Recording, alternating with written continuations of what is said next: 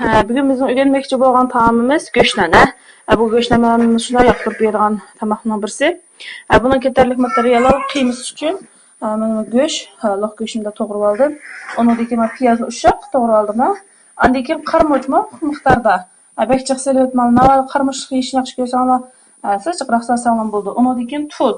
Tuzni az-azdan quyib, qiyma qilmasa, az-azdan quyib mijib, undan qo'limizni tekkizib, tetib baqsaq, tilimiz tetib baqsaq, tanishilib kelgan chog'da nima qilmasa, hamda mana mening bugun nima qilganim 2 yoki 3 go'shtlarni chiqargan bo'lgan o'lcham. Hamda unga kelgan chog'da mana bu 3 piyolaga men shu qo'shiqning uchidan shunchalik tuz ishlatdim. Undan keyin undan mana shunda piyolada 3 piyola un shunga qo'shgan chog'da 3 piyola unni nima qildim. Buningda shu normal alat go'shtlardan taxminan 2 chiqadi. Anda sovuq kelgan chog'da suvni mana bu taxminan 1,5 piyola atrofida suv. Buni az-azdan quyib xamir yug'urmasa, unda suvni bunda muqim, unni suvni muqim o'lcham qila olmaysizlar. Bu meni endi bugun shunchalik alat pishirdim sizlar. Navada jiqroq qilmoqchi bo'lsanglar, o'lcham jiqroq qilib turib, ham unni jiqroq elib pishirib qilsanglar bo'ldi. Endi suvning miqdori cho'qimlam shu bo'lishi natayin, chunki ham unniki suv simirish miqdori o'xshash bo'lmaydi. Shunga shu suvni az-azdan quyib bo'shroq xamir yug'urmiz. Tuzmi oz bo'lgandan keyin jiqlab ketib qolsa, tuz xamir chingib oladi. Shundan go'shtimiz qattiq chiqib qoladi. Shu az-azdan xamirni nima qilib, suvni quyib xamir yug'urmiz. Açsanglar, mana xamirni yug'urib shunday yaxshi chaylab nima qildim. Buni 3 suvga ayirdim. Endi bu 3 suvni yana men birini 2 bo'lib nima qilaman, 2 bo'lib bir qozonni yani go'shtlardan bir nima qilman. Men 3 go'shtlarni bo'ldi. Undan keyin qiymasini men nima qildim, tanshab qildim. Undan keyin men mana yana mana shu xulosnikini bir nima qildim. Bir go'shtdan pishiraman deb shuni qiyma qildim. Qiymasi xohlagancha o'zingizlar nima yaxshi ko'rgancha qilsanglar bo'ldi. Unda o'z biz mana endi 2 bo'lib nippiz qilib ochaylar. Mana hozir men xamirni yeyib oldik. Nippiz yeying desam bek kengaytib yeyotmanglarmi? Qilinliqda bo'ldi. Men cho'ngroq qildim. Mana shu yangi o'rganuvchilar bo'lsa och xamirni, biz yug'irgan xamirni 4 ga bo'lib turib kichikroq pishiringlar. Kichik pishirsanlar mana bu qozonda pishirib qilish jarayonida nim bo'lib qilib, qatlab qo'ydigan ishda bo'ldi. Endi qiymasini mana shunday qanday teksh yeyildirib, ustini yepib, hamda tugimisa buniki. Mana ustiga bir parcha xamirni yapdim. Hamda mana cho'risini ching bosimisa, mana shu xamirni besib choplaymiz. Ching besib choplab, anadagi mana shunchalik aralab qolgan chog'da, choplanmagan aralab qolgan chog'da bunda besib ichidagi avani chiqarib yuborsa, bo'lmaski esilib olib, mana bu o'tirs qiymasi to'g'rilab ketadi. Shunchalik aralab qolgan chog'da, choplanmagan aralab qolgan chog'da bunda besib ichidagi avani chiqarib yuborsa, bo'lmaski esilib olib, mana bu o'tirs qiymasi to'g'rilab ketadi. Ishda bo'ldi.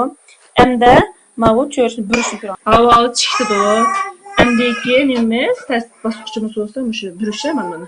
Hemen elib mana shunda choplab yantu holatda tartib kelsanglar, o'zligidan buriladi mana yo'l chiqadi. Ko'ringlarmi? Mana oxirgi bosqichga qaranglar mana. Mana ham choplab qo'ysa bo'ldi. Shuninglar mana bir besib deb, undan keyin qozonga moy qo'yib, uni pishiramiz. Qozonga mana 2 cho'mich moy qo'ydim men. Men yangi o'rganuvchi xonimlar shu sal mayliqroq holatda pishirsanlar, nima qilib qoladi? Men choplashib qilib osonroq bo'ldi. Undan keyin o'tni yoqdim, undan keyin o'tni sal kuchliroq, bek kuchli emas. Sel qo'rishganmi, sal pastroq qilib o'tni, undan keyin ozroq qisib olamiz. Mana bu go'shtimizni qo'limizga elib oldik. Elib, undan keyin mana avaylar bundan solamiz. May to'liq qizimag'achqa ancha nima qilib ketmaydi. Amma may qizimag'achqa qo'limizni uchiga ko'ylab ketmaydi. Ashqa mayliqi iliqroq harorat kelganda qo'limiz ko'ydimida, harorat kelgancha salsaq bo'ldi. Undan keyin o'tni sal kuchaytirib, mana shunda cho'risni shuni nima qilamiz, mana kapkada, ya'ni shunda kapka tuz cho'mishtiramizda, buni nima qilamiz, mana tegni bo'shitib turamiz. Oson choplashib qoladi.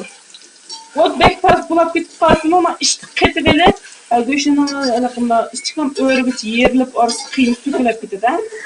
Şu otunu tanışış gerek ehemmiyetini ala. Onu deki tegi pişip algandan keyin andan üstüge örümiz ha mana. Qarama, mana noş turup mataqqa, mana chiqirib, mana tegini ko'rib baqsangiz bo'ldi mana. Muşlar nima qilamiz? Ondan keyin buni o'rgan joyda avaylab mushlar girbekka keltirib, nimani kapqimizga nima qilib, mana taqsidan qisaqim bo'ldi. Yoki mana bu yosh qisaqim bo'ldi mana.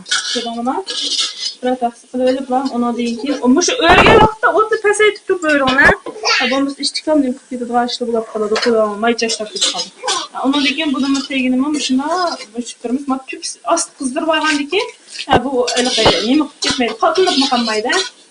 Ana shunda o'rtangizga kichikroq kesdim, mush cho'g'da turib qo'ysanglar kuyib ketmaydi. Cho'qim qozon beshida turib pishiringlar. Shuni mal pishirish jarayonini so'zroq video olayda qildim. Tafsiliy ko'rsatdim. Mush bo'yicha pishirsanlar, mana patta qarab turibsizlar. Mana aslida mana patta qarab turib, neri tekish qizamidi. Sal qipshib olmayapti, qaraysanlar, bo'lmasa ajrab ketib qoladi ishtiklar.